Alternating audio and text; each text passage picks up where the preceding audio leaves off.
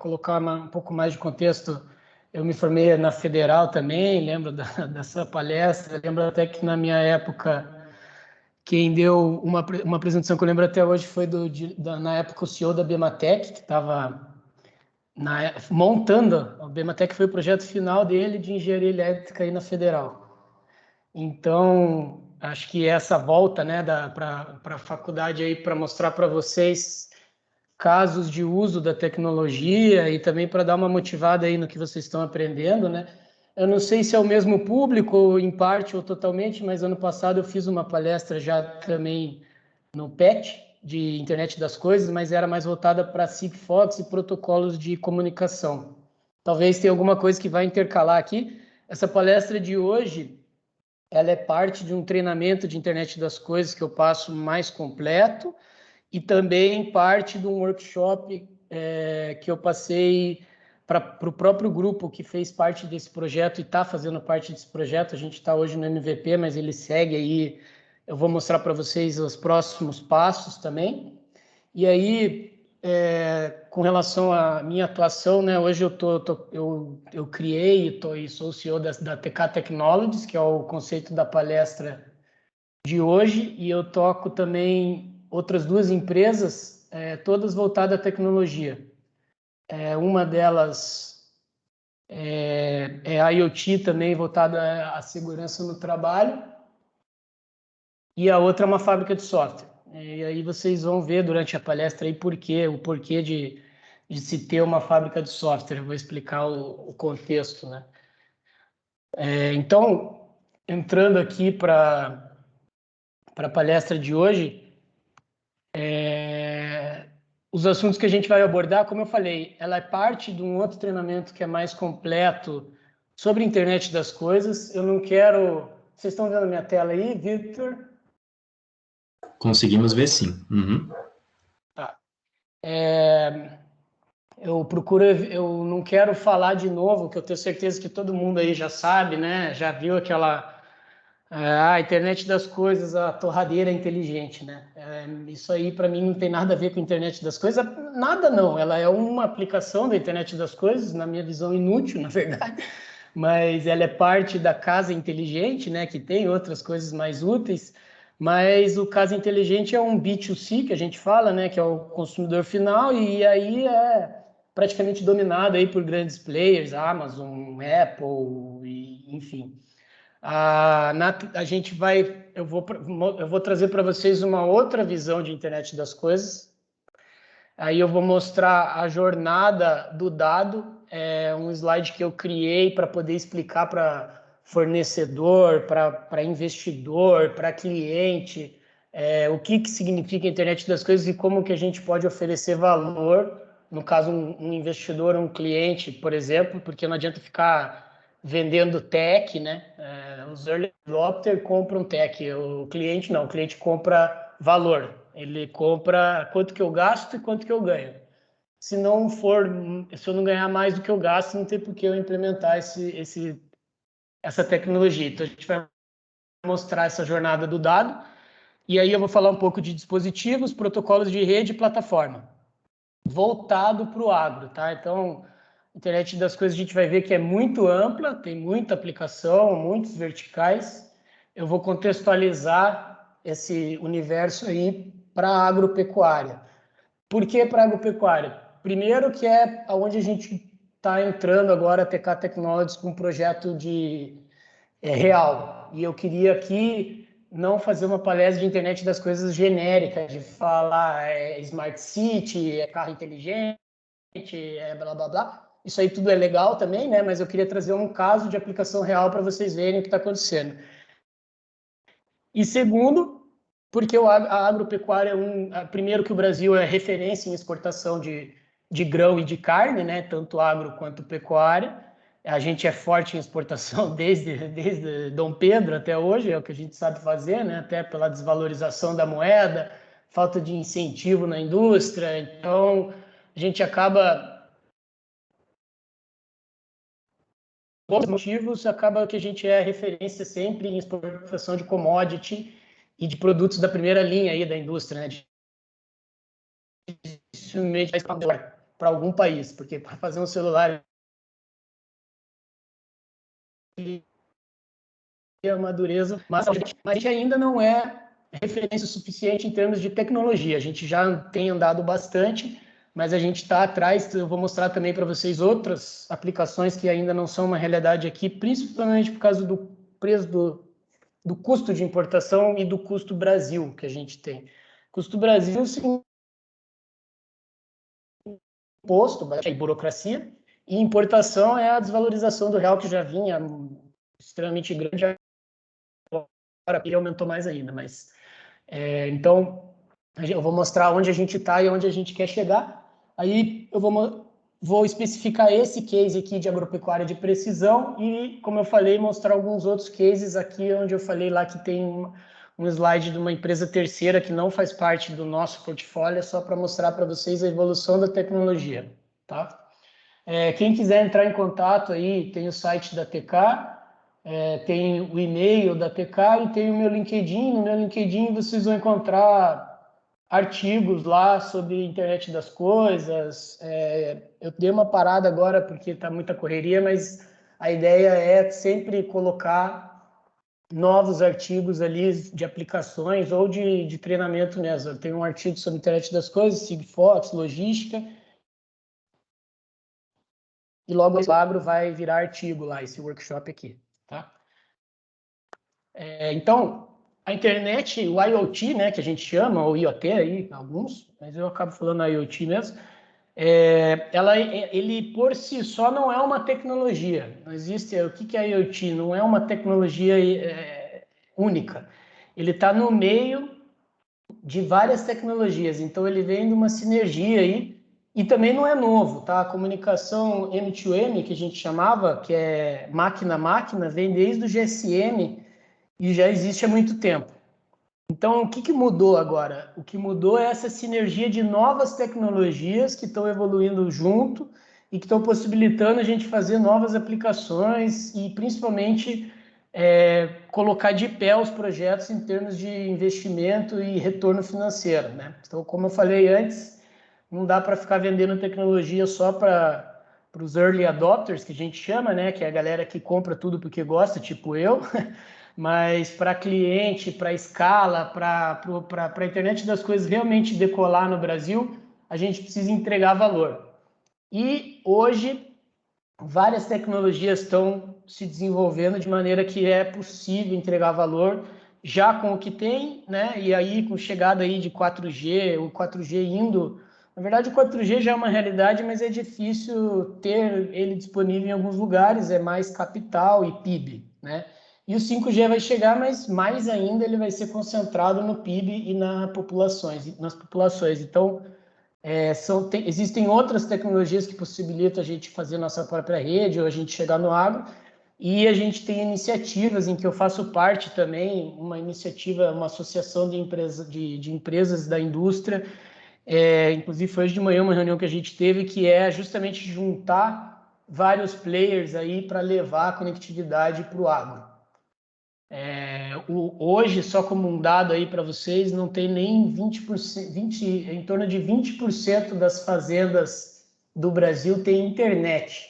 Então, quanto mais internet das coisas, né? Conectividade mesmo não tem, muito menos ainda 4G, estou falando de conectividade ainda. Então, Wi-Fi, nada, né?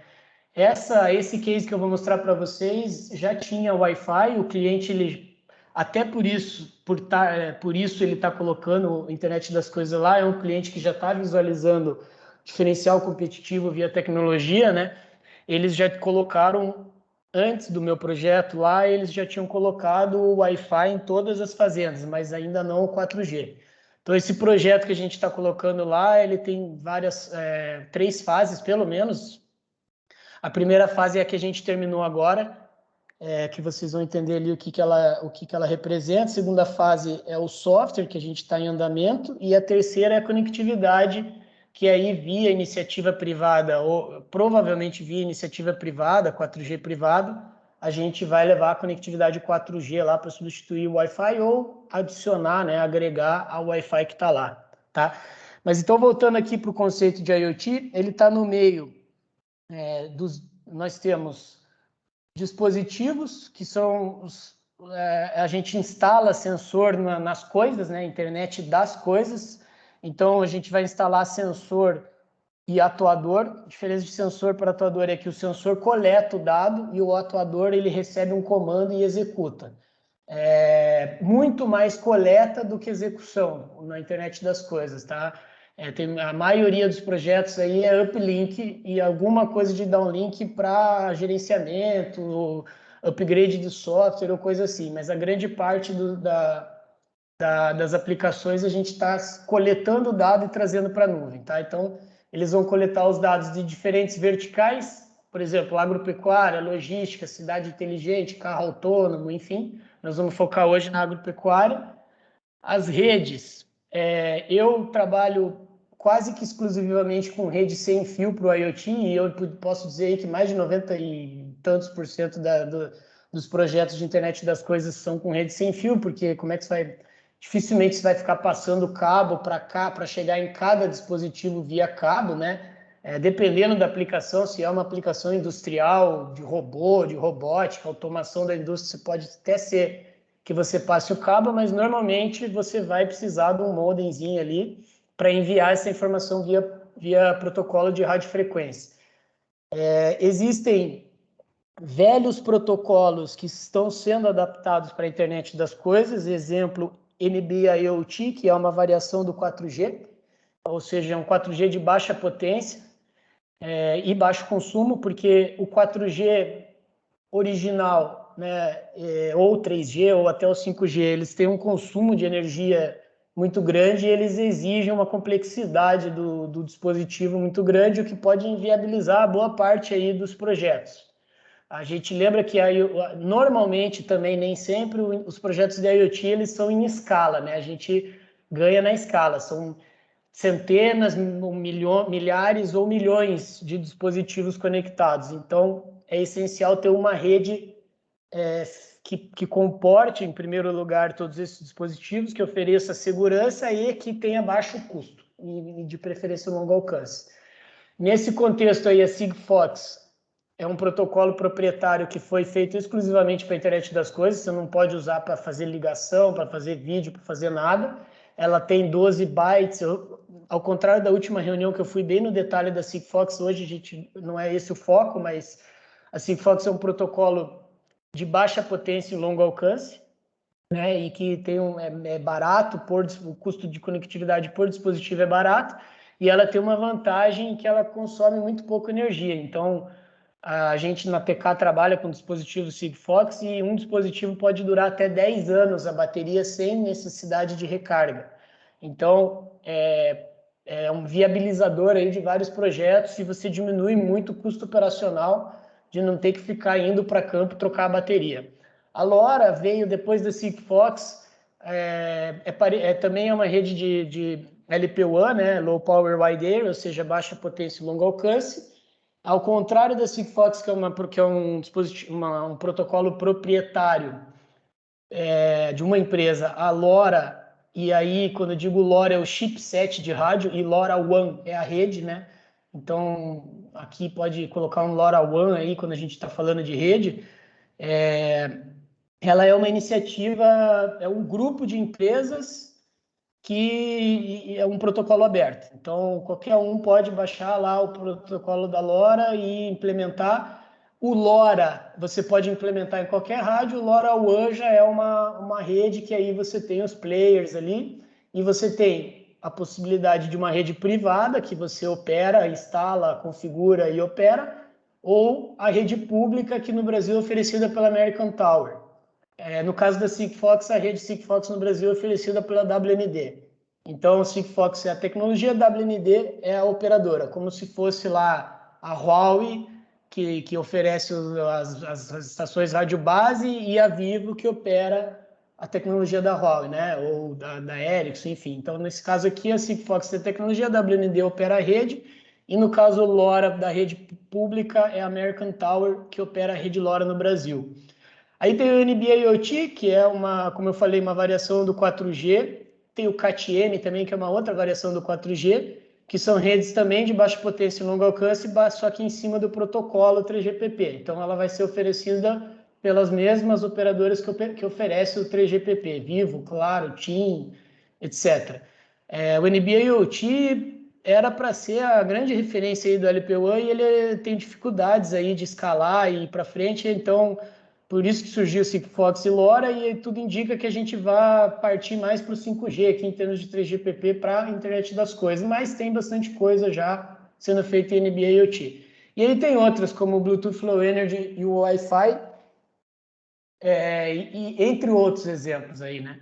Aí na parte de plataforma é quem vai receber esse dado e processar, né? Armazenar e processar os dados. Alguns exemplos aí, a AWS IoT, a Azure da Microsoft, ou a própria Google Cloud, que são plataformas de infraestrutura na nuvem, mas que tem lá pedaços também que fazem especificamente a IoT. E aí tem plataformas especificamente para IoT, que provavelmente usam a plataforma da AWS, Azure e Google como infraestrutura, mas aí oferecem serviços mais nichados de internet das coisas. Inclusive a TK, que a minha empresa está desenvolvendo uma plataforma também de internet das coisas que eu vou mostrar mais para frente. Aí eu coloquei aqui a Tago.io, que é uma plataforma bem legal assim para você fazer o device to cloud, né, que a gente chama, dispositivo nuvem bem rápido. A IoFrog é uma plataforma de Sigfox, entre outras. E aí, finalmente, a aplicação, ou seja, o software, né, o valor. Então, aqui a gente precisa gerar e entregar valor para o cliente a partir dos dados coletados. Tá? Um exemplo é o que a gente vai mostrar hoje aqui do TK Agro. Aqui é a jornada do dado. Esse é o slide que eu falei que eu criei para explicar a internet das coisas em um slide. Vocês têm que, uma coisa que vocês vão perceber depois de formados, é que a gente nunca vai ter, igual tem hoje, aqui 1 hora para falar de alguma coisa, né? Você tem que conseguir vender a gente costuma dizer que você precisa conseguir vender teu projeto na subida do elevador do 1º ao 10º andar. Se não vender ali, não vende mais. Então precisa ser rápido. Aqui é um resumo de como a gente enxerga a internet das coisas na TK. Então, lembra que eu falei que a gente tem dispositivos, vocês estão vendo aqui o sensor, né? Aqui estão os dispositivos que vão ter os sensores. O que eles vão fazer? Eles vão coletar informação do mundo físico. O que é o mundo físico? Os ativos que eu quero monitorar ou rastrear. Eles vão coletar essa informação e fazer uma medição. Essa medição pode ser temperatura, pode ser GPS para localização, pode ser uma identificação de radiofrequência, que é o que a gente vai ver hoje, pode ser N coisas. Essa medição, então, vai para as redes, né, as estações rádio base, gateways, etc., que vão receber esse dado e transmitir essa informação. Eles vão gerar um payload, ou seja, esse payload é aquela informação codificada em bits, né? Então, a partir da rede, a partir do payload, aquela informação que é analógica já é digital. Aqui eu tenho IP, ou eu tenho outros protocolos, MQTT, enfim, uma informação já digitalizada, que daí vai entrar na plataforma. Lembra do AWS IoT? Eu tenho um IoT Hub lá que recebe essa informação de diferentes protocolos de rede, diferentes protocolos de comunicação, HTTP, por exemplo, para web service, ou um MQTT, que vem direto de um equipamento industrial, por exemplo, ou o próprio payload da Sigfox, por exemplo, se for da rede Sigfox, eu tiro essa informação de um payload específico da rede e transformo em IP. Então, aqui eu transformo em dados, né? Pode ser localização, identificação, etc. E esses dados eu vou mandar para o software, que vai trabalhar com a informação para gerar valor. Então, aqui na ação, a gente fala de valor. Eu preciso gerar valor agregado. Apesar dele começar aqui do mundo físico, na TK a gente costuma...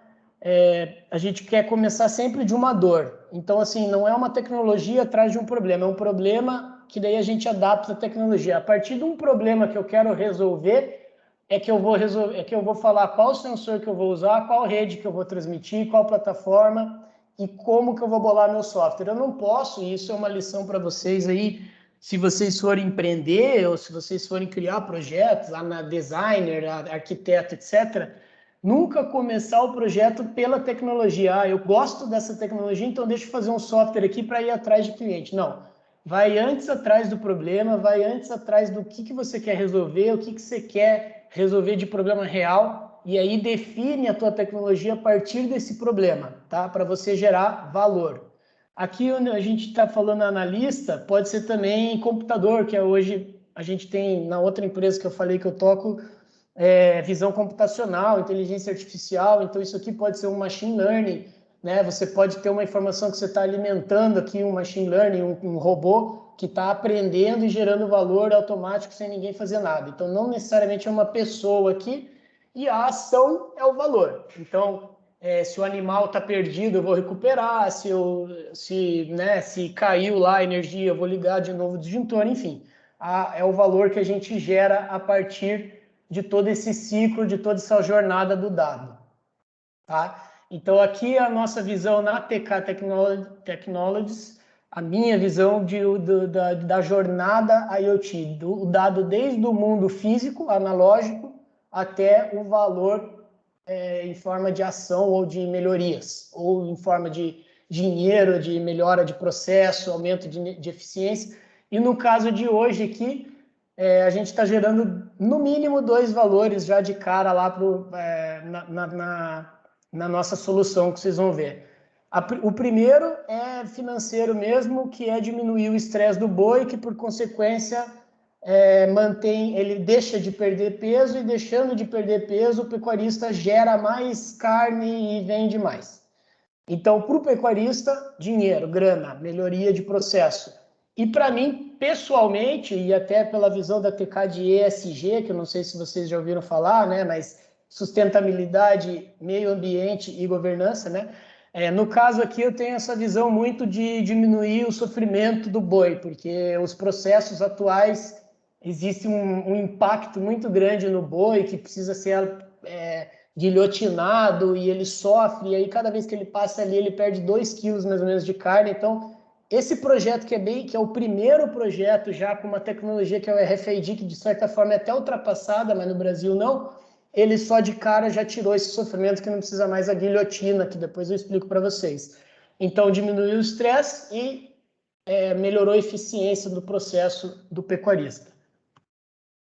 Então, voltando lá, né, dispositivos, redes, plataforma e software. Os dispositivos são máquinas conectadas, como eu falei, que têm sensores e atuadores, e aí eles já existem há tempo, mas hoje os processadores estão cada vez mais eficientes, as redes estão cada vez melhores para isso, os sensores inteligentes. Então, a gente tem como eu falei, uma sinergia de evolução tecnológica que permite a gente gerar negócio, criar negócio e gerar aplicações.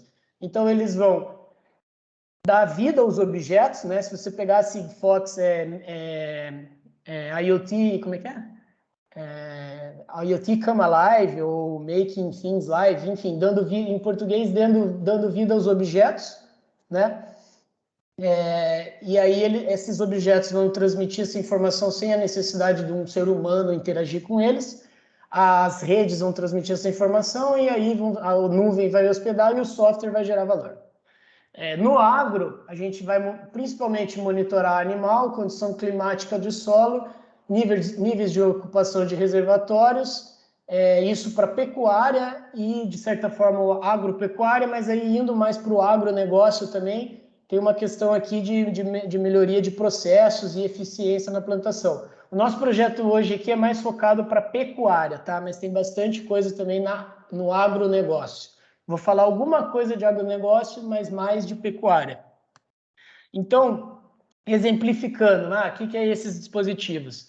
O primeiro exemplo é um brinco de RFID. RFID é Radio Frequency Identification, vocês devem ter visto aí, estudado isso lá com o Evaldo, não sei se é o Evaldo ainda que passa lá, a rede sem fio para vocês. Lembro até hoje da matéria dele, que foi a que eu mais gostei, tanto que eu fui para a Telecom. Mas o meu projeto final, inclusive, 10 anos atrás aí na Federal, foi em radiofrequência, em RFID, para vocês verem como a gente está precisando evoluir mais rápido aqui no Brasil. Eu estou falando de uma coisa que há 10 anos atrás era novidade, agora já não é mais, mas é o que a gente consegue colocar por causa do custo. Aqui esse exemplo é um brinco de radiofrequência combinado com Wi-Fi. Então, são dois protocolos de rede sem fio diferentes. Um está sendo utilizado para medição e localização e o outro para transmissão, tá? A aplicação que a gente está usando é gerenciamento de animais e o exemplo eu vou dar o meu mesmo, que é da TK com esse grupo. O segundo exemplo ainda é brinco, mas é uma evolução. Essa é a fase 3 do meu projeto, é o que eu estou tentando colocar lá e eu vou no governo, ou eu vou lá para a Austrália, que é onde está essa movement, ou vou fazer o que for necessário para colocar esse projeto aqui. A gente não tem... Para vocês terem noção, esse brinco aqui custa R$1. Esse brinco aqui custa $30 FOB, ou seja, $30 na Austrália. Para chegar no Brasil vai para $60. Então pensa o agrícola, que pecuarista que vai para... Esse projeto nosso aqui são 30 mil bois, então multiplica vezes 30 mil vezes $60, quem que vai pagar? Não fecha a conta, né? Então, por isso que a gente está colocando a RFID. A gente quer desenvolver esse dispositivo no Brasil para baixar esse custo. Então, eu já fiz várias contas aí e se o máximo que pode custar isso aqui já no Brasil importado é $10. Mais que isso não fecha a conta, ninguém paga. Então, ninguém tem isso para oferecer por $10 hoje no mundo. Então a gente vai fazer, fazer mesmo. Então é ir lá, design house, aí botar o governo aí para ajudar grandes empresas, iniciativas, fazer o FIEP, Federação da Indústria, não importa, para chegar nesse custo aí que justifique. Agora, quando você coloca na ponta do lápis, mesmo com esse custo elevado aqui, existe um trabalho de convencimento aí do pecuarista que no longo prazo ele se paga, tá? Então, por exemplo, o RFID custa R$1 aqui a etiqueta, mas custa 12 mil cada leitor, e você precisa de um leitor ali a cada curral, porque ele lê 10 metros. Esse cara aqui não precisa de leitor nenhum, ele já vai mandar, ele pega a localização do satélite, ou seja, GPS, e ele manda via rede LoRa, nesse caso da Movement, ou via rede Sigfox, aqui no caso do Colar, que é uma variação do brinco. Eu não gosto do Colar porque o brinco já é um processo que o pecuarista já faz naturalmente. Ele já brinca os bois desde o Sysbov lá, que nem a RFID era, que era uma baixa frequência, um leitor lá que você tem que aproximar e guilhotinar o boi, já tinha esse brinco.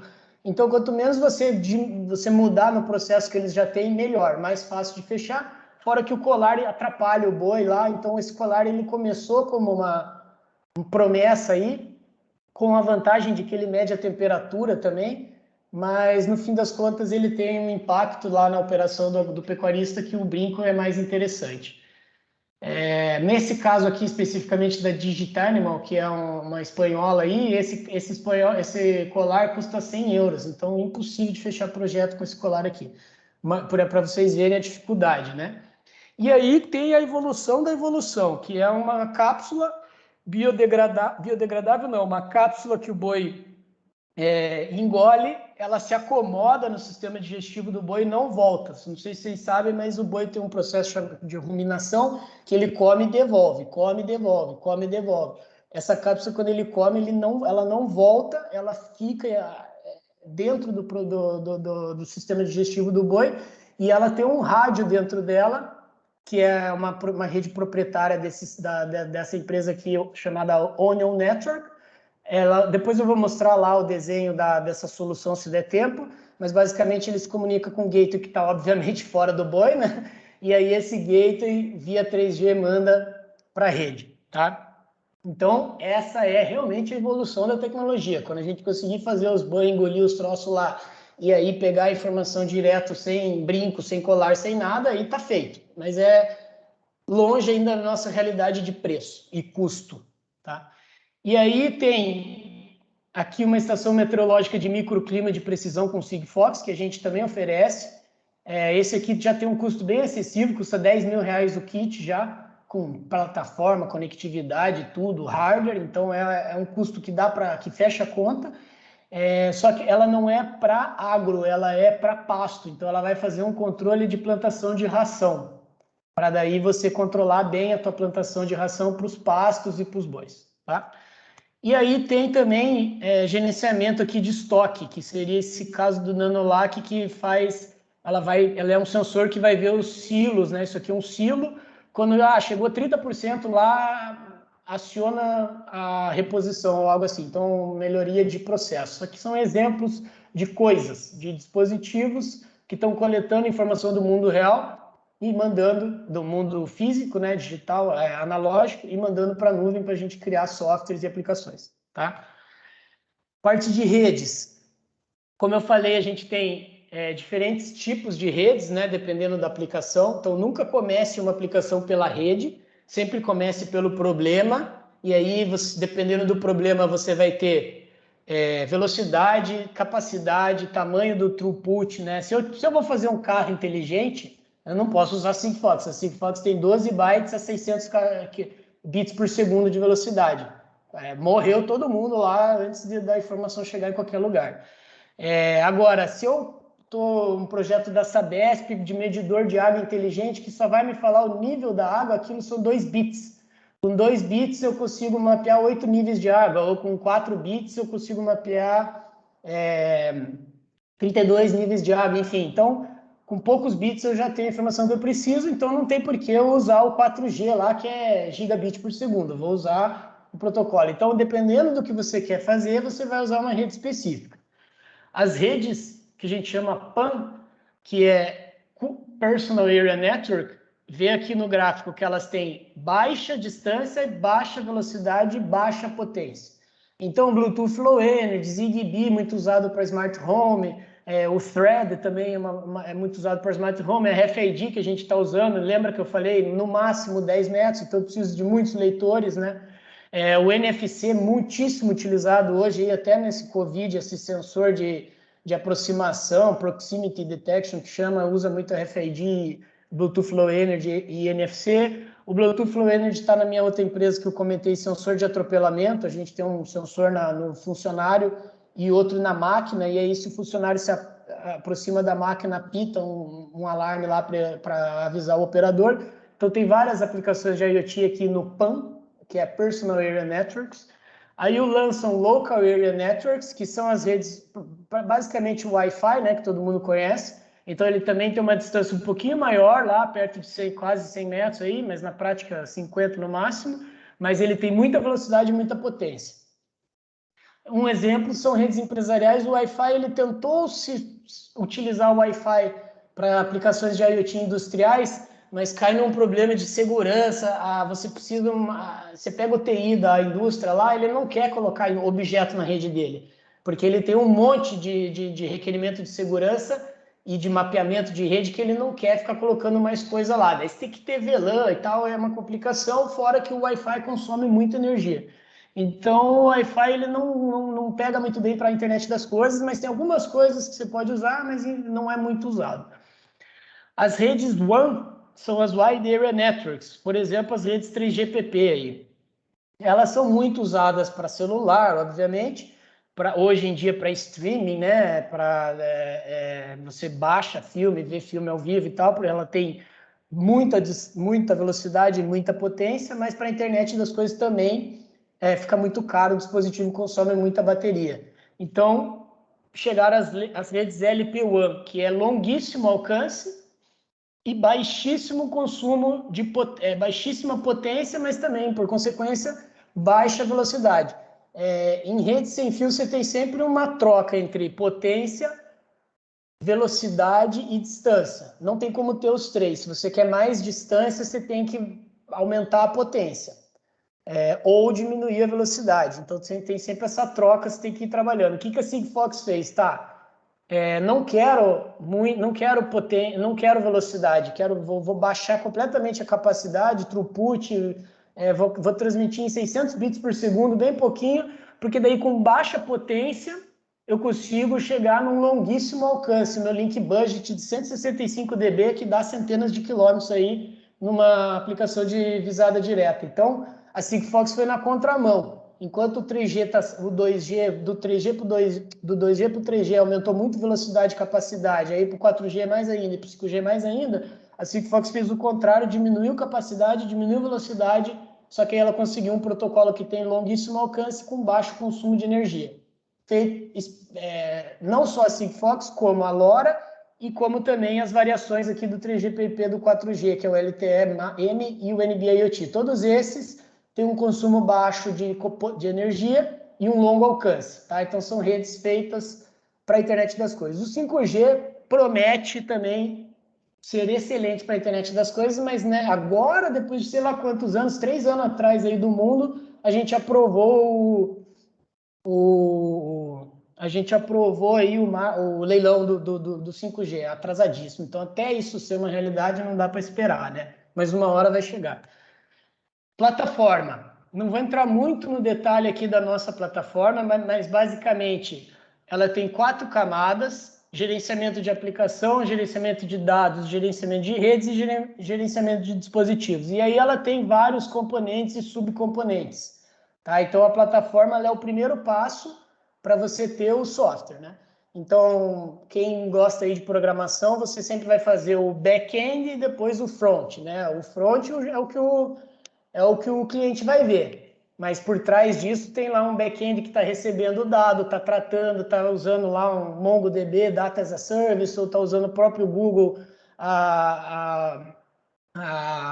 o armazenamento da própria Google, da AWS. Então eu tenho que armazenar esse dado, tenho que preparar, extrair, transformar o dado, eu tenho que ter um gateway de API para fazer para fazer a interligação de vários softwares. Você não vende nada hoje que não tem que se comunicar com outro software. Eu tenho que falar com o SAP, ou eu tenho que falar com o 3GPP da TIM, tenho que receber de não sei quem e mandar para não sei quem. Então, o API hoje é lugar comum, dificilmente tem qualquer aplicação aí que não use API. Então, a gente tem um gatewayzinho de API, e daí tem esses todos outros subcomponentes aqui que compõem uma plataforma, mas não é o foco aqui tanto, foi só para... Então a gente falou de dispositivo, de rede, de plataforma. Agora vamos... Quer alguém? Não sei com relação a dúvidas, Vitor, se fala já vai falando, perguntando ou deixa para depois? Pode tocar? Eu acho que fica a teu critério. Por enquanto, no chat aqui a gente não tem nenhuma dúvida, tá? Tá, então eu vou Mas, tocar. Qualquer coisa, se tiver dúvida aí, pode perguntar, tá? beleza. Então, aqui a gente, antes de cair ali, eu tinha falado que a internet das coisas estava no meio de dispositivo, redes, plataforma e software, né? Então a gente falou um pouco dos dispositivos, a gente falou um pouco das redes, e a gente mostrei um exemplo aqui de plataforma. E aí vem então a solução. O software, eu chamo de solução porque a solução ela cuida desde lá do dispositivo, para que a solução, na verdade, eu vou voltar e depois isso daqui é a solução. Então ela compõe o sensor, a rede. Quando eu falo de uma solução IoT, eu me preocupo qual sensor que eu vou usar, que marca de dispositivo, qual fornecedor, que rede que eu vou usar para transmitir, que plataforma que eu vou usar, se é Google Cloud, AWS, e aí sim o software, né? Então o software é a última etapa aí de uma solução IoT que começa lá nos dispositivos. E aí aqui caindo então pro caso de hoje, que é a agropecuária de precisão, tá? Então, começando aqui da fazenda digital, que não é o nosso case aqui específico, mas a gente vai colocar aos poucos isso também lá com eles. Mas dentro da fazenda digital a gente tem telemetria, por exemplo, que é o sensoriamento das máquinas, né? A gente tem até máquina inteligente aí que não precisa nem de operador, não é a nossa área de expertise aí, mas existe. A gente mexe muito com telemetria, não no sentido de máquina inteligente, mas de manutenção daquela máquina, dados de performance, de temperatura, enfim. O manejo agrícola, a gente vai ter sensores lá no solo, por exemplo, que vão auxiliar diagnóstico da lavoura, drones ali para fazer a gestão da produtividade, pegar a imagem em tempo real, mapa de calor, etc. O microclima, a gente tem aquele que eu mostrei lá no começo, aplicado a pasto, né, a ração, mas tem também microclima aplicado à lavoura.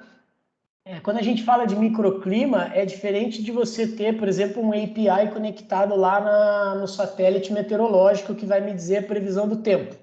Aquilo é um macroclima. Ele está medindo a previsão do tempo baseado lá na movimentação da nuvem, etc. Aqui é um microclima, ele vai medir pluviosidade do solo, ele vai medir o calor que está exatamente ali em cima ali do grão ou em cima da ração, enfim. Então é algo já muito mais específico. Aí, na pecuária, né? Então, nós temos aqui o desenho do boi, a gente tem os brincos, geolocalização e identificação, que é onde a gente está hoje. Tem a coleira, que além disso mede a temperatura também. Continuando aqui ainda no boi, depois eu falo da foto, tem o chip que a gente viu lá, que ele pode ser ingerido. E aí esse chip, a vantagem é que ele pode também, além de geolocalização, além de comportamento, ele vai medir com precisão a temperatura interna do corpo do boi. Então, esse chip vai me permitir ver o boi que ganha mais peso, o que ele tem de comum ali, qual que é o meu boi prime, daí eu vou ver a linhagem daquele boi, eu vou ver quais bois de qual marca, entre aspas, né? Mas de qual linhagem que ganha mais peso, então eu vou dar o meu Bull Package Prime, que eles falam, né, que é identificar os bois top ali da fazenda, e também eu vou ver o boi que se mexe mais, ganha menos peso, enfim, eu vou ter e vou detectar doença também em tempo real, ou até antes dela acontecer, preventivo ou de forma em tempo real ou até preventiva, né? E aí tem a biotecnologia que a gente não mexe, mas que está muito evoluindo demais aqui no Brasil também. Nessa parte aqui o Brasil tem muita coisa acontecendo, que novos medicamentos, novas fórmulas nutricionais, inseminação artificial, por exemplo. Esse nosso caso aqui, tem um boi que nem se mexe, o coitado fica lá a vida toda parado, só gerando sêmen, que é o boi top. É o boi pesadão, é o touro que eles falam. Custa R$1 milhão esse boi aí. E aí a função dele é gerar sêmen para inseminar as vacas leiteiras, as vacas que geram os bezerros, né? Então, tem vários tipos de boi e vários tipos de vaca. Tem boi que vai para confinamento, que é para gerar carne. Tem boi que fica ali para gerar sêmen, que é para fazer inseminação artificial. Tem vaca que só vai ser usada para gerar bezerro e só bezerro, tem outros que só leite, enfim. Eu, particularmente, sempre fui muito agoniado com essa coisa de aumentar demais a produção, a custo dos animais, né? Então, a minha motivação pessoal para entrar ali é tentar diminuir, é tentar melhorar o processo para gerar. Se você gera mais carne com o mesmo boi, automaticamente você consome menos recursos naturais, o boi sofre menos ração significa menos pasto é menos água que consome, é menos floresta que desmata. Então, você tem não é só melhorar a quantidade de carne que o boi vai gerar, mas é fazer toda a cadeia, todo o processo ser mais sustentável e mais eficiente. Quanto mais eficiente for o processo, menos árvore eu derrubo e menos pasto eu preciso, menos tudo, né? Menos recursos naturais eu vou consumir e menos sofrimento do boi também, porque ele vai gerar mais carne só que ao mesmo tempo os processos vão ser menos invasivos, né? Menos agressivos com o animal. A fotografia é um projeto que a gente está começando agora também, que é via visão computacional. A gente instala câmeras e essas câmeras elas vão poder pesar o boi e elas vão poder me dar informações de saúde do boi também. A vantagem da visão computacional é que uma vez que eu coloco uma câmera lá, e câmera é barato, né? A inteligência está no software. Tudo que é software é mais fácil de evoluir. A gente, principalmente no Brasil, que a gente tem muita mão de obra qualificada, nem tanta mão de obra qualificada, mas tem mão de obra, só que muita dificuldade com hardware, né? Então, se eu posso colocar uma câmera, coletar a informação e aí toda a minha inteligência está no software, eu vou criar algoritmos, eu vou aplicar o machine learning vai aprender com o tempo, e aí quanto mais boi eu tiver, mais meu machine learning vai aprender, melhor meu algoritmo vai ficar, sendo que eu fiz um investimento inicial em câmeras só, e aí eu vou melhorando aquilo com o tempo via software, via inteligência, via código. Então eu evito um capex, né? Eu evito investimento em capital, em hardware, em enfim. E aí tem as balanças inteligentes, que a gente está usando esse conceito nesse projeto agora, mas a nossa balança ainda, a nossa não, a balança do cliente ainda não é inteligente, ou seja, o boi para ali, o operador olha o peso, daí ele escreve no software e esse software manda para o SAP. Então isso chama de uma balança não inteligente. A balança inteligente tem que ter um API nela que o boi entra, ela já manda a informação. Tá? Essa é a próxima fase do nosso projeto também. Então, esse é o universo da pecuária de precisão, as diferentes aplicações que a gente tem. A realidade do Brasil hoje está muito aqui no que quem tem alguma coisa tem brinco, né? E é muito pouco ainda que tem, muito pouco produtor que tem. Eu já vi vários relatos de produtores que há 5, 10 anos atrás investiram em brincos, investiram em RFID, só que aí ninguém valorizou, a carne não mudou nada o preço, ninguém estava nem aí, o cara desistiu. Hoje está vindo um movimento, e aí com o blockchain também, que vai ajudar muito nisso, que é a rastreabilidade fim a fim. Logo, logo a gente vai chegar no mercado, vai botar um scanner lá, o nosso próprio celular, no código de barra do produto, e se aquele produto não estiver vindo de uma fazenda sustentável, de uma fazenda que usa processos menos agressivos, de uma fazenda que desmata pouco, de uma fazenda que replanta as árvores que ela corta, de uma fazenda ESG, basicamente, eu não vou comer aquela carne. Então, esse é um movimento que está começando, está se intensificando, a nova geração de vocês, inclusive, mas uma mais nova ainda, mas vocês já têm muito mais essa visão, a mais nova, os millennials aí que desceram depois do ano 2000 mais ainda, essa galera não vai comer carne de fazenda que tem processos toscos lá e agressivos, né? Então, essa rastreabilidade vai acontecer e o fazendeiro, o pecuarista que não tiver isso, não vai vender. Ao contrário do coitado lá que botou a tecnologia, gastou e ninguém deu a mínima, né? Então, hoje é uma coisa de diferencial competitivo, né? Hoje é uma coisa assim de ser a referência, o primeiro, mas logo vai ser, se você não colocar, tchau. E uma vez que a gente tem um case desse, você coloca, esse nosso case está no Mato Grosso, são 10 fazendas, um total de 30 mil bois. Quando esse case estiver pronto, que a gente puder divulgar ele para o mercado, o vizinho do cara não vai querer ter uma fazenda que não tem isso. Então, uma vez que você coloca o primeiro, você começa a crescer, começa a distribuir. A gente está hoje nesses primeiros aí, nesses early adopters, mas logo, logo, e a gente sabe como que é a tecnologia, né? Depois do primeiro passo, que é o mais difícil, os próximos é a escala de Murray, né? Depois é exponencial. Então, vamos falar desse projeto, tá? A gente está, como eu falei, usando o brinco RFID. O que eu coloquei lá na fazenda?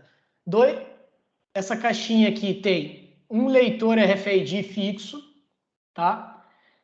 Tem um Raspberry ali que é o middleware, porque como eu falei, esse leitor, ele é offline, digamos, ele não tem a inteligência para mandar esse dado para a rede. Então, lembra que eu estou falando que a gente precisa de uma combinação de RFID mais Wi-Fi. Então, nesse caso, a fazenda já tem o Wi-Fi, então o Raspberry está conectado no Wi-Fi, ele vai pegar o dado do leitor, vai transformar esse dado em IP e vai transmitir via API, via HTTPS para a minha plataforma, para a internet, né? Então, nós temos essa combinação, daí tem lá uma fontezinha, protetor de surto e tal. Esse é o leitor fixo, esse é o leitor que está no curral. A gente tem um leitor móvel, que também é um leitor RFID, esse daqui já tem antena e tudo, e esse cara já é mais inteligentinho, ele é um Android que pode conectar no 4G, ou até mas nesse caso da fazenda eles não têm 4G, e o Wi-Fi não pega a fazenda toda, então esse leitor ele tem um buffer que vai guardar essa informação para daí quando ele conectar, ele enviar. Mas a evolução a gente quer ter a fazenda toda conectada. Depois eu vou falar para vocês por que tem o leitor móvel e o leitor fixo. Esse leitor móvel, a vantagem é o manejo do pasto, tá? Então, quando começou esse projeto, o que o cliente queria? Em primeiro lugar, eu quero medir todos os bois no curral, que é isso daqui. Então, o boi passa Como é que acontecia antes da gente colocar? Ele entrava aqui é a guilhotina, tá? É simplesmente uma madeira que quando o boi para ali, 2 caras, um de cada lado, prenso o boi com essa madeira e o bicho fica se retorcendo lá, enquanto o cara vem com o leitor manual, encosta na orelha do boi para medir qual é o sysbov daquele boi, para daí o outro operador que está vendo o peso mandar lá para o SAP, os caras associarem o sysbov com o peso. Ah, beleza, mediu, vai embora. Isso aí o boi ficava ali quase 1 minuto lá, né?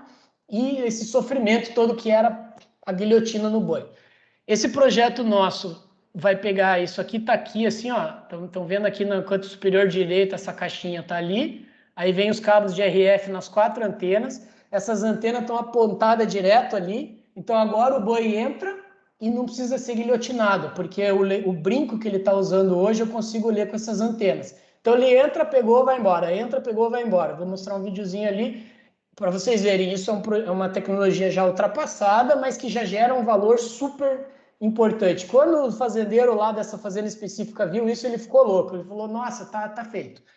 Mas o cliente diretor das fazendas todas, não o fazendeiro lá, ele queria não só isso, ele queria um processo que se passasse 100 boi de uma vez, pegasse todos. E aí eu me lasquei para conseguir fazer isso, e o RFID não consegue entregar isso, porque eu vou mostrar em seguida. Mas aí então a gente tem o leitor móvel que é para fazer o manejo do pasto. Então ele queria uma porteira que uma antena com potência infinita lá pegasse todos os bois. Só que potência infinita significa ruído infinito. Então chega uma hora que se você aumenta muito a potência da antena, você pega mais ruído do que dado. E aí tem um limite que não adianta, né?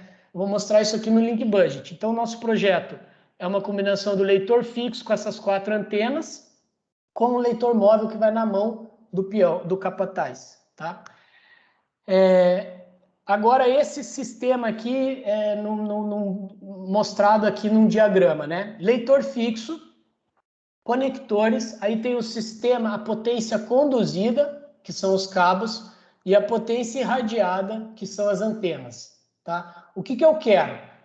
Eu quero o máximo da potência recebida, ou seja, mais um detalhe, por que custa R$1 a etiqueta RFID? Porque ela é passiva, ela não tem energia. Então, quando o boi chega ali, essa antena está na orelha do boi, o tagzinho, essa antena alimenta o tag que está na orelha, e aí, uma vez alimentado, esse tag devolve com a sua identidade, que é o sysbov, tá? Se passa um boi, se eles passam tudo correndo aqui, um em cima do outro, e olha, esses bois são tudo maluco, eles batem o chifre nessa antena aqui, passam um em cima do outro, porque os bichos estão estressados de passar ali, eles não querem, eles são cegos. Então eles correm para o lado que é apontar o nariz, e aí atropela tudo lá. Então, essa potência recebida, ela vai ter como que eu chego no máximo da potência recebida, tá? E aí vocês vão lembrar do Evaldo aí, eu não sei quem que tá dando as aulas de wireless, mas a gente tem o Link Budget, né? Então, nós temos a potência transmitida, que é a potência que sai do leitor, tá? O que eu quero? Eu quero ter o máximo do ganho e o mínimo da perda, para ter o máximo da potência recebida para que o sistema funcione, tá? Como é que eu aumento o ganho? Com mais potência. Então, para transmitir mais, eu tenho que gastar mais com o leitor. Vocês sabem aí de dB, né? dB é uma medida para pegar a variação da potência ou variação de qualquer coisa, né? Quando a gente fala dBm, é relacionado a miliwatts. Cada 3 dBs é o dobro. Então, se eu tenho 10 miliwatts, se eu tenho lá se eu aumento 3 dBs, eu dobro em miliwatts. Então, se eu tinha 100 miliwatts, ganhei 3 dBs, eu fui para 200 miliwatts, tá? E 10 dBs eu aumento 10 vezes, né? E aí, mais 10, eu aumento vezes 10. Cada 10 que eu somo de dB, eu aumento vezes 10. Isso tudo para falar que, quando eu vou de um leitor que custa 10 mil para 15 mil, que já é um aumento substancial de custo, eu tenho só 1 dB de ganho. E aí, para 20 mil, eu tenho mais 1,5, mais meio. Então, assim, não tem como ganhar muita potência só mudando o leitor. Então, o cliente falava, mas eu estou disposto a pagar o melhor leitor do mundo. Eu falei, tá, o melhor leitor do mundo é esse daqui, é pouco dB que você ganha, tá? Então, primeiro objetivo, aumentar a potência transmitida. Aí eu tenho as perdas, tá? A primeira perda que eu tenho é a perda do sistema conduzido, que é cabo. Então, é perda de conector e perda de cabo. Aqui sim, repara nesse projeto nosso, a gente não sabia onde ia ser instaladas as antenas. Então a gente mandou 2 cabos de 10 metros e 2 cabos de 4 metros. Todos os cabos estão com sobra, tá? E repara que do cabo de 4 metros para o cabo de 10 metros eu tenho 0,7 dB a mais de perda. Então, como é que eu diminuo a minha perda aqui? Eu faço cabo sob medida, tá? Só que esse cabo sob medida não adianta cortar o cabo lá, porque daí eu vou aumentar a perda do conector. Que esse conector ele é selado num lugar lá com uma máquina especial. Se eu selar ele de qualquer jeito, eu aumento a perda. Então, conector normalmente tem 3 dB de perda, quase todos os melhores conectores aí vão ter 3 dB de perda. Se o conector estiver ruim, vai ter mais, então isso aqui é meio que não negociável, né? Então, eu consigo me diminuir a perda aqui, fazendo cabo sob medida para cada aplicação. Então, é uma possível melhoria aqui do projeto. Aí eu tenho o ganho da antena. Então, a antena vai me dar ganho, né? Aquela potência que eu perdi, eu consigo recuperar um pouco mais. Isso aqui é essa antena aqui, né? Quanto melhor e mais cara a antena, maior o ganho. Só que a antena também tem como que ela irradia aquela potência. Essa antena aqui, imagina uma lanterna. Ela vai irradiar um feixe de potência. Vantagem, ela vai pegar toda essa região aqui. Se eu quiser concentrar esse feixe e irradiar como se fosse um laser, eu consigo concentrar e ter 3 dB de ganho de potência.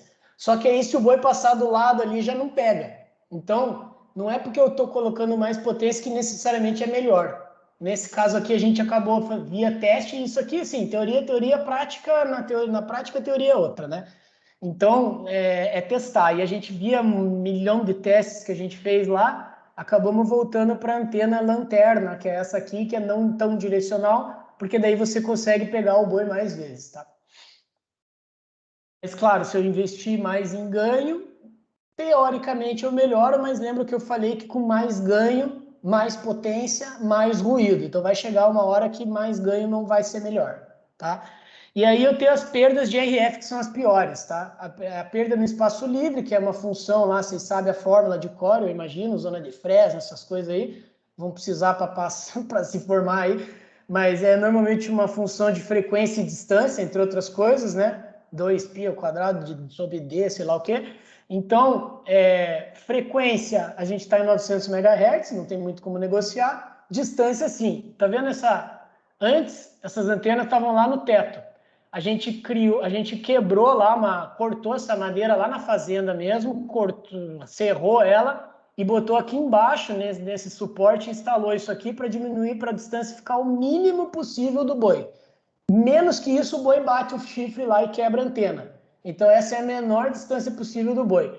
O sistema não estava funcionando bem lá em cima, quando a gente baixou para cá, ele passou a funcionar. Então, uma das coisas que a gente mais precisa mexer é na distância, estar o mais próximo possível. Todos os fornecedores queriam que eu colocasse a antena dentro do curral. Ou seja, é um cara que está lá no escritório dele em São Paulo e não tem a menor ideia do que é fazenda, porque dentro do curral, a primeira passada do boi, ele arranca todas as antenas de lá e não dura um dia esse projeto. Então não dá para pôr dentro, a gente colocou o mais próximo possível sem o boi arrancar. E a outra perda é por obstrução, que é o caso da orelha dobrar em cima da tag, ou um boi em cima do outro, ou o boi abaixar a cabeça, porque ele não quer estar ali, então ele abaixa a cabeça e esconde a antena. Então você não consegue ter a visada direta de uma antena com a outra, você tem essa perda por obstrução. Então essa perda a gente diminuindo a distância e passando um boi por vez, porque com um boi por vez você não tem tanta essa obstrução, tá? E aí tem ruído, multicaminho, difração, refração, reflexão, todas essas perdas de radiofrequência que nesse caso não se aplicam muito, que a gente está ali bem perto entre transmissor e receptor. Para terminar, o ganho da segunda antena, que é a sensibilidade da tag, tá? Então, quanto melhor a tag, quanto maior a sensibilidade dela, melhor. Então, esse cliente já está convencido também a investir em umas tags um pouquinho mais caras, mas que tem melhor ganho, tá? Então, esse é o link budget, pessoal. Link budget é sempre isso, é potência transmitida menos perda, mais ganho igual potência recebida, tá? E aí as perdas que variam conforme o teu processo. Se for um 3G, por exemplo, você não vai se preocupar com absorção de nada, você vai se preocupar com multicaminho, que bate no pré de volta, com absorção que bate no vidro e desvia, com difração que entra na água, enfim. Nesse nosso caso aqui, as perdas principais eram distância, absorção no corpo do boi, porque ele tem muita água, e obstrução por um boi em cima do outro, beleza? Aqui, vou mostrar rapidinho lá o negócio funcionando.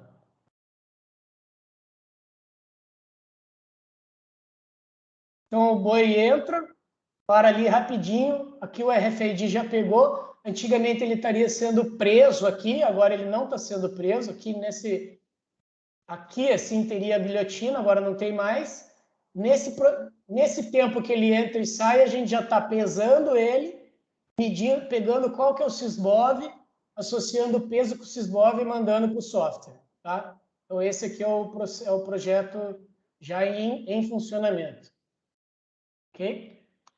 Bom, o brainstorming que rolou lá com o cliente, só de curiosidade aí para vocês. A gente concluiu que o leitor móvel, eu não mostrei nada do leitor móvel aqui, mas o leitor móvel, aquele Android lá, o peão pega na mão e leva para perto do boi, então você tem que concentrar os bois para passarem numa porteira e aí você aponta o leitor a 3, 4 metros no máximo de distância e você tem o manejo do pasto. Então, para a porteira que eles queriam usar o leitor fixo, a gente aconselhou a usar leitores móveis na mão do peão. E aí o leitor fixo ficou para o curral, tá? Os upgrades, como eu falei, é diminuir a perda no cabo, fazendo cabo sob medida, aumentar o ganho das tags, utilizando 2 tags por boi, então coloca uma em cada orelha, e melhorando a tag. E aí os próximos passos desse projeto aqui, que é o software, que eu vou mostrar que já está acontecendo para vocês, e aí a integração balança, digital, RFID e SAP. Tá? Então daí a gente tem um projeto completo. Daí na época eu não tinha convencido eles ainda, mas eu tinha dado 2 opções e coloquei a preferencial, que era justamente usar o leitor móvel para a porteira. E aí, aqui é onde eu quero chegar, que esquece tudo isso de RFID e vamos colocar GPS LPWAN ou GPS 4G. Aí não tem porteira, não tem guilhotina, não tem nada. O boi está sendo medido em tempo real o tempo todo via GPS com conectividade na fazenda toda. Esse é o nosso próximo passo, tá? Voltando na jornada IoT, então, só que agora no agro. Já deu 1 hora, tem problema?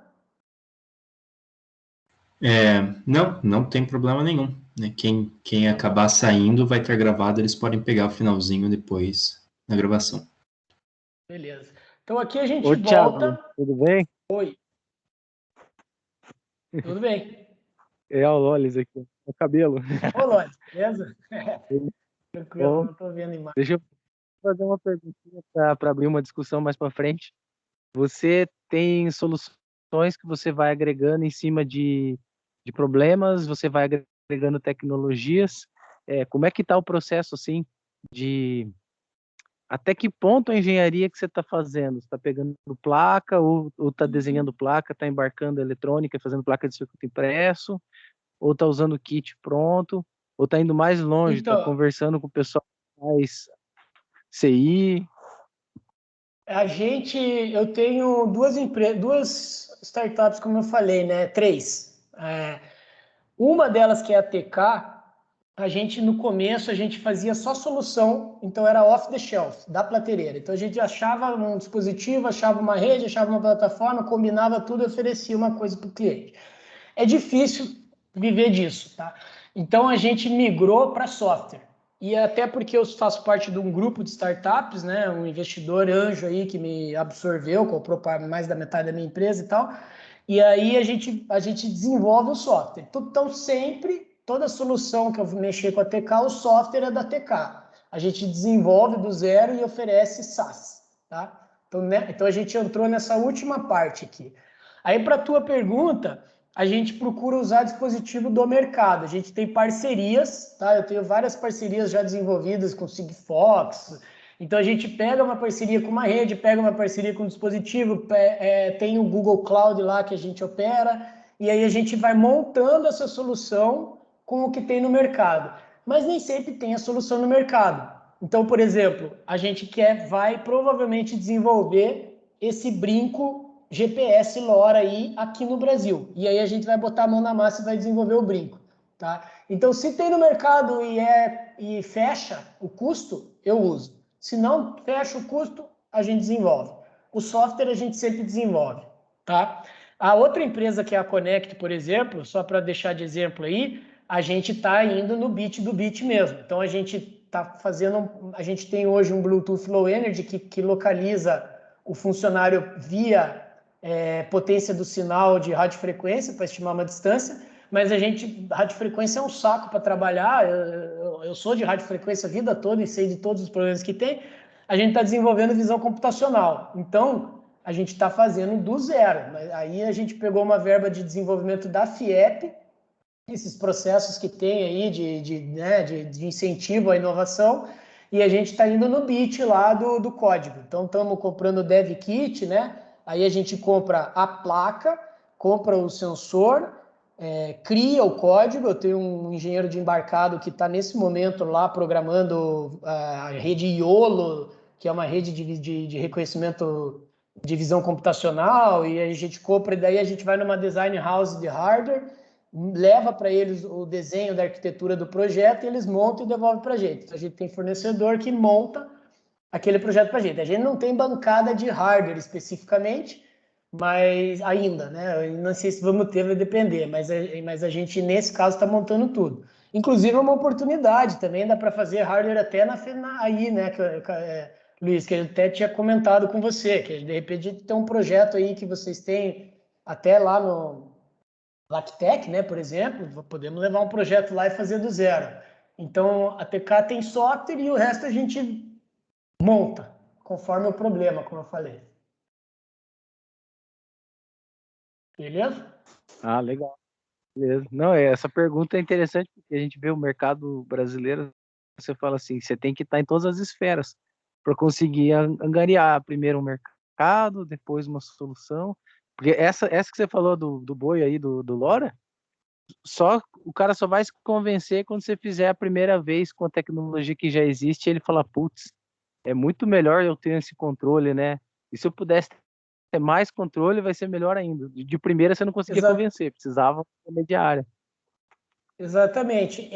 Esse brinco foi o que eu ofereci. Para vocês terem uma noção, o meu Canvas, aquele business Canvas, né, que é aquilo que eu falei que você tem que convencer o cara na subida do elevador, quando eu mostrei a primeira vez para esse cliente, o meu argumento era que o RFID não presta mais e que a gente tem que colocar GPS e LoRa. Esse foi o meu argumento. Daí ele falou, tá, quanto custa o brinco? Eu falei, $30. Ele falou assim, nem pensar, eu quero RFID mesmo. Então eu falei, então tá, então eu boto o RFID. Por quê? Porque daí uma vez que eu coloquei o RFID, aos poucos eu vou mostrar para ele que tem coisa melhor, mas eu quero o case na minha mão, entendeu? Senão o cara voa e eu nunca mais vejo. Então eu fui para o RFID, que não era o que eu queria, para daí colocar o GPS LoRa. A gente está nesse ponto com o cliente, ele já está quase convencido de que é uma grande vantagem colocar o GPS, e agora a gente está indo para a próxima fase desse projeto, que é importar esses chips aí, importar um kit inicial de 30 brincos, instalar lá, e aí o cara, exatamente isso que você falou, tem o POC, que é a prova do conceito, e tem o POV, que é a prova do Proof of Value, que é a prova do valor. Quando ele vê o valor de colocar esses brincos GPS, aí já vai ficar outra história. Daí a gente vai atrás de investimento aí para ou importar, ou virar canal dos caras e importar, se eles baixarem o preço, ou fazer aqui, né? Mas é isso aí, a gente precisa começar de algum jeito, ganhar o case e aí botando a evolução aos poucos lá. Nesse caso aqui, a gente desenvolveu o software nosso, né? Então, assim, eu desenvolvi um software lá na TK modular, tá? Então, ele está preparado para receber dado, ele tem módulos, um módulo, lembra que eu mostrei lá, gerenciamento de conectividade, então, eu tenho um módulo para receber do 3G, módulo para receber do RFID, daí eu tenho um módulo para falar com o Sigfox, enfim. Então, isso tudo está aqui no interno, tá? Aí, para esse projeto, eu coloquei 2 aplicativos, um de leitor fixo e um de leitor móvel. Isso aqui é tudo... Esse aqui é um parceiro que desenvolveu, mas a gente vai desenvolver... a gente vai fazer tudo do zero, esses softwares aqui. 2 aplicativos e um web, tá?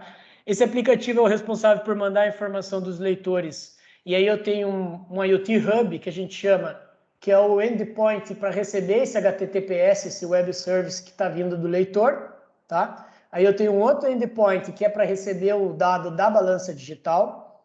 Lembra que eu falei que a balança deles ainda não é digital? Então, esse dado, por enquanto, eu vou receber do SAP do cliente. Então, o SAP lá vai fazer um HTTPS para o meu endpoint para eu receber esse dado, né? Num segundo momento, a própria balança já vai fazer direto. Isso tudo vai para o meu back-end e daí no front a gente vai mostrar o tag, quem é aquele boi, qual que é o sysbov dele. Sysbov, não sysbov, tá errado aqui. Não falei para vocês o que é o sysbov, não sei se vocês sabem, mas o sysbov é uma iniciativa do Embrapa, que é o Instituto Brasileiro aí de Agropecuária, né? Que ela exige hoje em dia essa rastreabilidade do boi, ainda não necessariamente com IoT, mas é uma rastreabilidade no sentido de uma identidade única para cada boi, que é o sysbov, é uma identidade, é esse número aqui. Então hoje a gente codifica esse número, coloca ele dentro de um payload e manda para a plataforma, tá? Aí eu vou associar ele ao beacon, ou seja, que é o meu conceito de beacon, porque esse software eu uso também lá para Sigfox, que eu localizo o device com beacon para rastrear caminhão, rastrear pallet, enfim. O beacon é o ponto de referência, no caso nosso é a fazenda e o curral é um beacon, então eu sei que aquele cara está naquela fazenda porque ele está naquele beacon.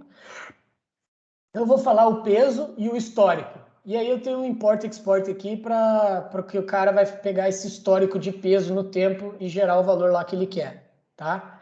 Então, esse é o software que a gente está oferecendo. Aqui um pouco para vocês visualizarem uma coisa bem de MVP mesmo, né? A gente já tem 300 desses devices aqui, então cada device é um boi. Eu tenho o sysbov, eu tenho o último peso, né? Eu tenho aqui uma lista de todos os devices do cara. Aí eu tenho a parte que quando eu clico ali, ele me dá o histórico de peso. Isso aqui via gráfico e também via exportar o dado, né? Então eu posso exportar esses dados CSV lá, ou para daí botar lá no SAP dele, ou eu posso já mostrar aqui na própria aplicação. E aí eu tenho a parte de geolocalização mesmo, que daí, nesse caso aqui, lembra que é beacon, né? Então esse aqui é o beacon, esse aqui é onde está o curral. Depois eu posso dar um zoom aqui na plataforma, você dá o zoom todo, e aí ele vai só me falar, por enquanto, como é RFID, ele só vai me falar que aquele boi passou naquele curral. No segundo momento, que é a nossa evolução, ele vai falar, botar todos os bois aqui em tempo real via GPS, e aí ele não vai se importar com o curral. Então hoje a gente está tendo uma localização por ponto de referência, que é POI, Point of Interest. Então é uma localização por beacon, por proximidade, tá? No futuro a gente vai ter uma localização por lat long, que daí sim é uma geolocalização em tempo real. Esse software aqui está pronto, é a primeira versão, o MVP inicial aí que eles já estão usando, e aí a gente vai evoluindo aí conforme o projeto vai andando, tá? Então esse é o case, esse é o nosso case, tá? Daí antes de abrir aí, para quem quiser comentar alguma coisa, eu vou mostrar os dois cases que a gente se inspira para o futuro. O primeiro é esse que eu estou trazendo já, né? Eu vou lá, provavelmente eu vou para a Austrália buscar um dev kit, aprender lá com os caras, ou só trazer, enfim. Então, é o primeiro que a gente quer colocar lá. Ou a gente vai virar canal desses caras, ou a gente vai fazer esse brinco aqui no Brasil. Repara que o brinco tem um QR Code para ser identificado por um aplicativo de celular. Aqui dentro ele tem um rádio GPS e outro rádio que é multiprotocolo, tanto LoRa quanto 4G, tá? Então, e ele tem o que é aqui a jogada dele principal, que é a placa solar. Porque eu não posso, de maneira nenhuma, querer te desbrincar o boi para carregar o brinco na tomada. É impossível, né? Então, esse brinco tem que durar para sempre, lá, pelo menos um ano, essa bateria. Então, esse brinco tem placa solar que mantém essa bateria com anos de duração, né? Claro, na Inglaterra, lá, talvez dure menos aqui o brinco do que no Brasil, porque a Inglaterra faz um sol por ano, né? Mas, enfim. Então, esse é o que a gente está fazendo, tá? Então, são tags reutilizáveis. Por isso que eu digo, o cara olha esse custo e fala, nossa, é muito caro. Mas quando ele vê que ele vai colocar a tag uma vez e nunca mais, ou pelo menos uma vez e vai durar anos, quando você começa a colocar isso aí na ponta do lápis, vai bater a conta, tá? Vai bater. Com $60 por brinco não bate, mas com menos de 30, 20 dólares por brinco vai bater. a gente quer chegar a 10, o objetivo de fazer no Brasil é chegar a $10 por brinco. Se a gente conseguir, daí são 20 milhões de bois no Brasil e depois que colocar o primeiro 1.000, os outros vão querer colocar também. Tem um monte de iniciativa já fazendo isso, tá? A gente não é o único, obviamente. E aí você tem o kit LoRa móvel, né, para cobrir as áreas de interesse da fazenda. E se for para cobrir a fazenda toda, daí precisa torre, né? Eu tenho uma outra iniciativa que eu comecei essa semana, que daí é não sem fins lucrativos, uma associação lá de empresas que está se juntando para oferecer o 4G no espectro privado, né? Private 4G, para cobrir o agronegócio brasileiro. Daí é uns caras grandes aí que estão se juntando para levar o 4G para o agro. Aí, isso aí é fase 3 desse projeto aqui, é colocar o 4G nessas 10 fazendas como uma POC desse outro projeto. Esses caras aqui querem o 4G, porque por mais que eles tenham Wi-Fi, o operador lá, o peão, o celular dele não pega, né? Onde ele tá lá, só pega no curral e só o WhatsApp, não o telefone. Então eles querem o 4G e aí uma outra evolução é levar o 4G para o agro, né? Como eu falei, não tem nem 20% aí das fazendas do Brasil conectada com nada de conectividade. Então, esse é um case aí que a gente está buscando. E o outro, esse que eu falei lá no começo, que é proprietário, tá? Então, por favor, não utilizar essas imagens aqui. Esse é aquele da cápsula. Então, é uma cápsula que o boi ingere, ela tem um protocolo proprietário de rádio ali, e aí você mede tudo dele lá 24 horas por dia, 7 dias por semana. Como é que funciona? Ela é bem pequena, tá? É bem ergonômica, obviamente, para o boi poder engolir, né? É como se fosse uma balinha lá. E aí, essa é a tag, tá? Ela puxa o GPS do satélite. Então, lá de dentro do boi, ela vai pegar o lat-long do satélite. Aí, ela vai transmitir via RFID para um gateway. Nesse caso aqui é RFID, mas na verdade essa aqui é um outro tipo de tag, é só um exemplo, mas aqui o boi consome lá, aqui não é RFID, aqui Onion Network, que é essa rede proprietária desses caras, é uma rede que eles criaram, né? Uma rede proprietária que faz a comunicação da tag com o gateway. E aí o gateway manda para a internet, enfim, o resto a gente sabe. Então, esse é Orion, tá? Então, esse é uma evolução que, pô, daí quando chegar aqui, acabou, né? O boi engole o troço lá e está sendo medido para sempre. Beleza? Então, era isso. Vou voltar aqui no nosso universo desse case, né? Como que a gente está hoje. Passou um pouquinho aí, né? Acho que 15 minutos. Se alguém quiser fazer algum comentário, pergunta, Luiz.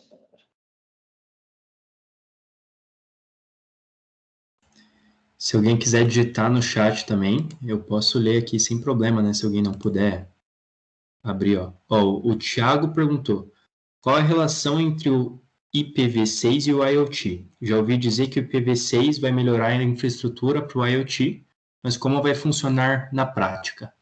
Essa foi a pergunta do Thiago. O IPv6, ele na verdade, o IPv6 na verdade é só uma evolução do IPv4 em termos de número de endereços. O IPv4 está acabando, né? Então você não tem mais IP disponível público, né? O IP privado tudo bem porque você reaproveita, né? Aqueles 172, 19268 e tal, você aproveita. Mas o IP público está acabando. Por que no começo, há muito tempo atrás, o pessoal falou que o IPv6 ia ajudar e, de fato, de certa forma vai, mas não muito no IoT? Justamente porque existia essa expectativa de entrar bilhões de dispositivos, né? Milhões, bilhões de dispositivos, e na época imaginava-se que cada dispositivo desse teria um IP. Então você precisaria do IPv6 para viabilizar todos esses dispositivos se comunicarem na internet, cada um com o seu IP. Ajuda, mas a gente está vendo aí na evolução que os protocolos do IoT não necessariamente usam IP, né, tá? É como eu falei aí, Sigfox, MQTT, o RFID e tal, você não tem um IP no dispositivo, você tem uma rede que puxa o dado daquele dispositivo num protocolo proprietário que ainda não é TCP/IP, e aí você encapsula num outro tipo de pacote, quebra esse pacote e já só vai dar um IP para ele quando ele já está na internet com os roteadores. Mas assim, tem relação? Tem, porque a gente precisa de mais IPs disponíveis para transmitir, para comunicar tudo isso. Por exemplo, um dispositivo pode até não ter um IP lá nele, mas ele pode ter o que chama Digital Twins, que são os gêmeos digitais de cada dispositivo. A Amazon usa muito isso. E aí o Digital Twin pode ser que tenha um IP dedicado para ele. Então o IPv6 vai sim ajudar o IoT no sentido de disponibilizar mais endereços IP e assim, ao mesmo tempo que estava acabando os IPv4, o IPv6 tem nem sei o número de milhões de IPs aí disponíveis. Então, você consegue colocar um IP para cada estrela do universo, ou para cada grão de areia da Terra. Então, nunca mais vai faltar IP. É nesse sentido que o IPv6 pode ajudar.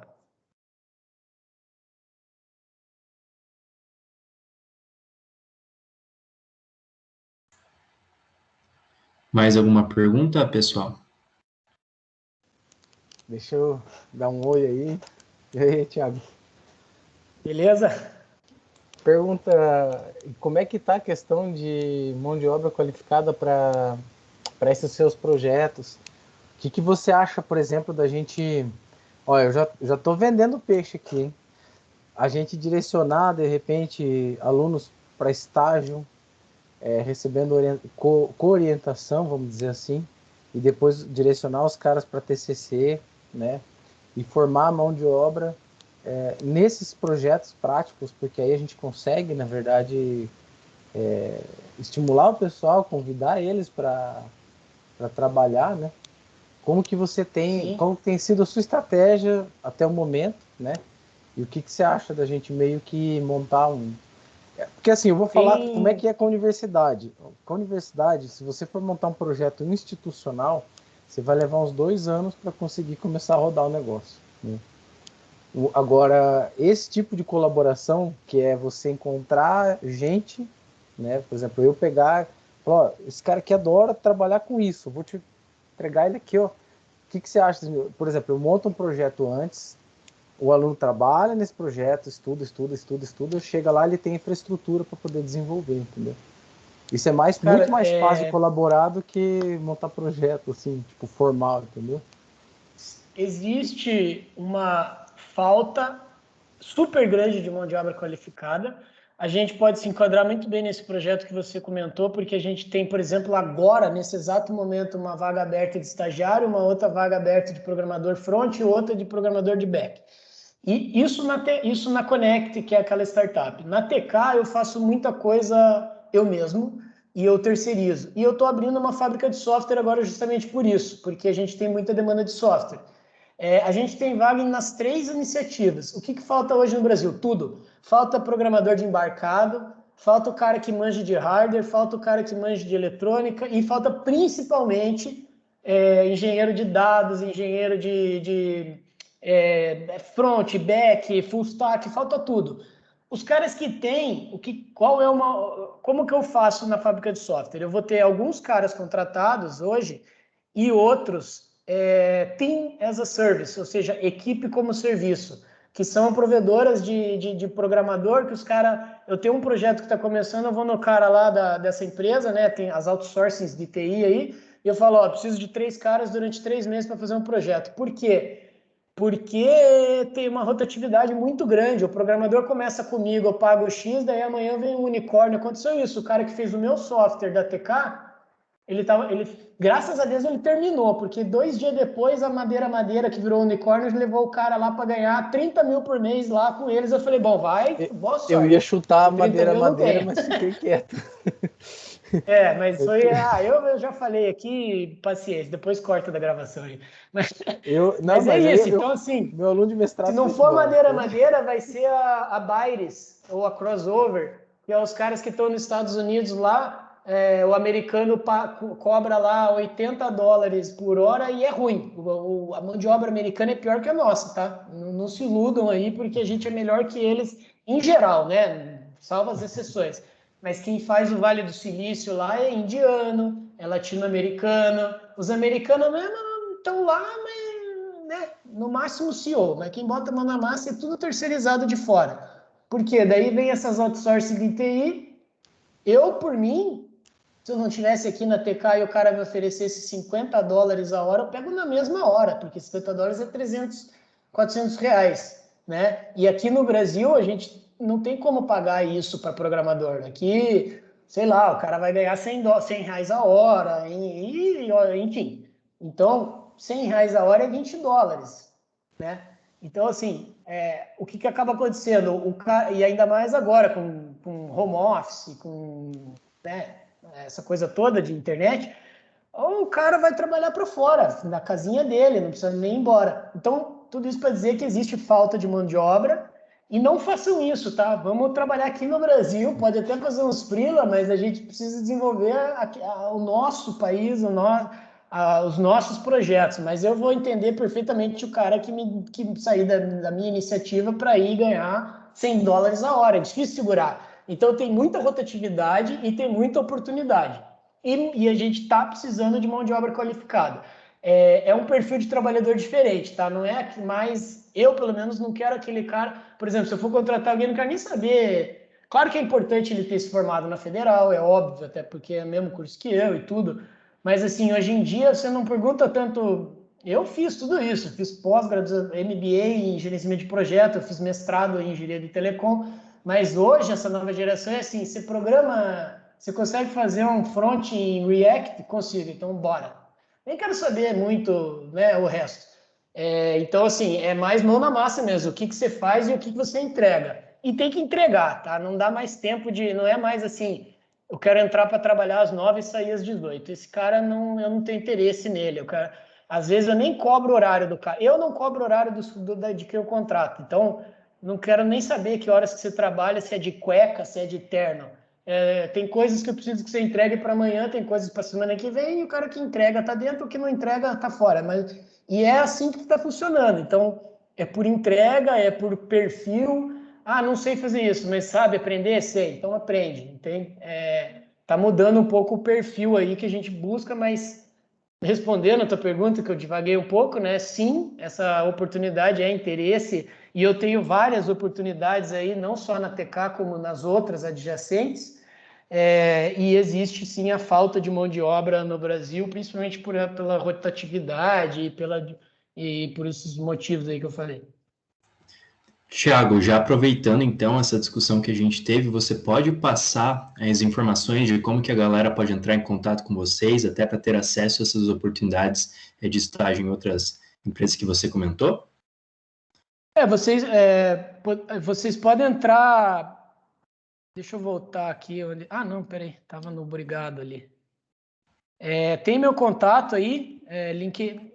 Ih, não está aqui. Tá aqui. Então, contato @TK Technologies pode ser Thiago @TK Technologies direto também, é o meu e-mail. O meu LinkedIn está ali. Isso aí para me contactar, né? E daí, a partir dali, me adiciona no LinkedIn. Basicamente, adiciona no LinkedIn que tá feito, né? Mas pode mandar e-mail também, entrar via site, tem um botãozinho lá de contato no site. E fora isso, essa iniciativa aí com o Luiz, a gente pode continuar as conversas, criar um projetinho, criar uma iniciativa dentro da Federal aí para a galera... Porque o que é legal? O que eu queria ter tido que eu não tive, eu acho que o Luiz também não. Eu queria ter um projeto real quando eu estava fazendo meu projeto final, entendeu? Já fazer o projeto final, por exemplo, tem alguém aí para fazer o projeto final? Eu vou falar, teu projeto final faz um código aqui para o embarcado do brinco. Então, o cara tem uma motivação diferente, né, de fazer o projeto. Ele sabe que ele vai fazer um projeto para uma aplicação que ele vai sair dali já contratado, enfim.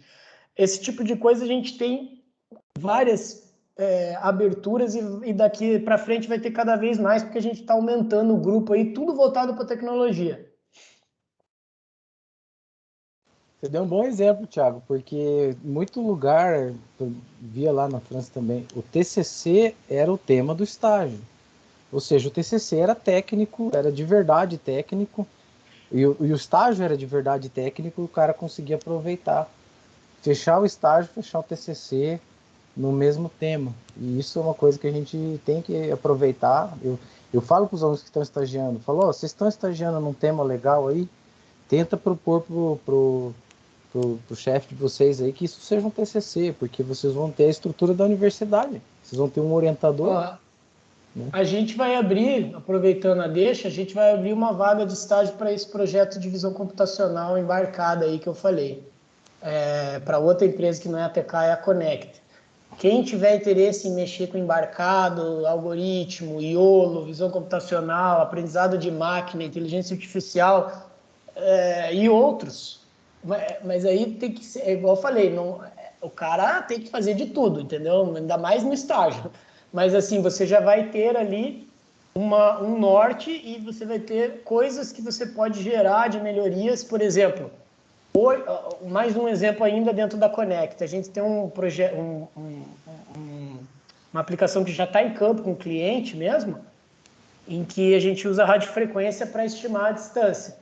A gente pode ter melhorias no nosso código, entendeu? Então, um bom projeto final é pegar o código que a gente tem, pegar a fórmula que está sendo utilizada para calcular a distância e melhorar a eficiência daquela fórmula. Isso aí você se forma com louvor e ainda oferece um produto já de cara para o mercado, entende? Então, são esses tipos de coisas assim, por exemplo, voltando agora para a TK, nada impede de colocar um estagiário junto nesse projeto de desenvolvimento do brinco, por exemplo, e aí o cara vai participando do começo ao fim do projeto, quem sabe ele já não termina com o projeto final, criando o código que vai dentro do brinco lá para pegar o dado que vem do GPS e mandar para a LoRa, entendeu? Por exemplo, é um exemplo aí de projeto. Então tem bastante coisa. Para quem gosta mais da área de programação, fazer front, fazer... É que daí não é muito projeto final, né? Porque o projeto final tem que ser inovação, né? Não é desenhar um front baseado numa coisa, sei lá, só para deixar mais bonita. Eu vejo o projeto final mais como uma inovação, algo que ainda não existe, que você está gerando ali de valor para o mercado ou para a ciência, né? Se for mais acadêmico.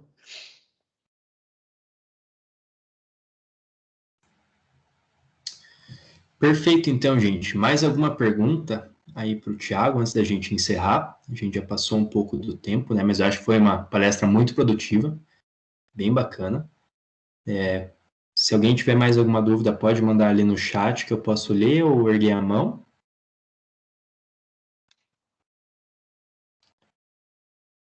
Bom, se não tem nada, a gente encerra aqui por hoje, tá? Muito obrigado, Thiago. Em nome da organização da Ceatel aqui, a gente agradece bastante. E obrigado a todos que participaram também, né? E é isso. Valeu, obrigado aí vocês e fico à disposição aí. Luiz, querendo dar continuidade nesse projeto junto aí, é só me chamar ali no WhatsApp que você tem meu número. Vamos conversar sim, cara. Eu tô bem interessado. IOLO, principalmente, ResNet aí, ó, TensorFlow. Eu sou um curioso disso aí, cara. Então, assim, eu comecei de bobeira, assim, e agora mandei um aluno mestrado lá na Alemanha nesse tema. Então, acho que nós vamos ter coisa para conversar, sim. Beleza. A gente Valeu, se gente, fala, pela então. presença. Obrigado por todos aí participarem. Obrigadão aí, Thiago, pela apresentação. Segunda vez aí, já tá virando sócio. Vamos fazer uma presencial a hora que der, porque aí que é legal prestigiar mesmo, né? O pessoal vai gostar de conhecer você. Valeu. Tá bom, até a próxima. Obrigado a todos. Gente. Até mais. Tchau, tchau. Tchau, tchau. Até. Valeu.